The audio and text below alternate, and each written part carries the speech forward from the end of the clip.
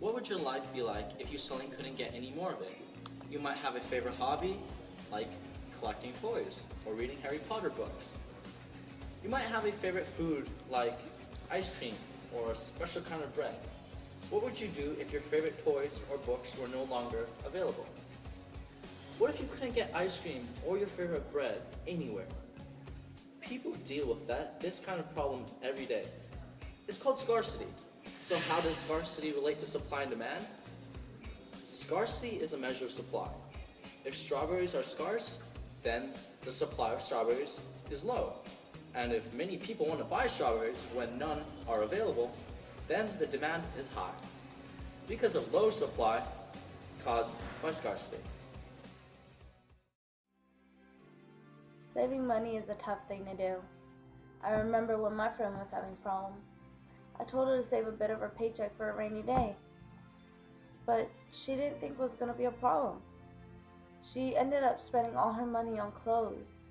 I tried to explain to her that she should have saved a bit of that money for more important things. You know, a lot of the time you want to buy everything you want at one time, but it's better to save 10% of the money you have. And like over time that would add up and amount to a lot more. But what if I want to go shopping? I need a lot of money for that. You don't really need a lot of money for that. You can get a bit of the money and use it, but other than that, you don't need it. I think you're right.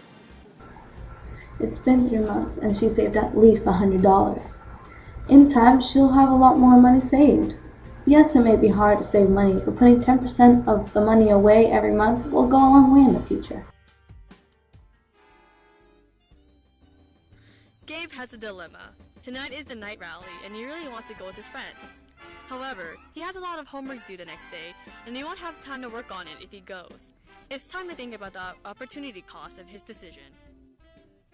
It would be great to go to the rally and be spirited with his class, but he really can't afford to not do these assignments.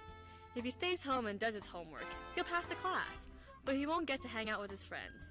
If he decides to go to the night rally, not doing his homework would be the opportunity cost. Jacob is in his first semester of college and can't seem to balance out his money. Jacob is a popular kid, so he has to be in the newest clothes and the nicest shoes. Jacob only has a part-time job because of all of his classes, and he's finding that saving money is becoming harder and harder. His parents told him they would help him only with his rent, so he'd have to maintain everything else. What is Jacob going to do? Jacob learns that he must stop lavishing himself in the newest trends and focus on saving his money for school and bills. The only way to do this was for him to set up a plan. Over a 2-month time period, he set up a list of things that have to be paid monthly, then later, he can use what was left to spend on himself. Jacob learned that living on his own was going to be very tough, but as long as he stuck to his plan, it'd be much easier to survive.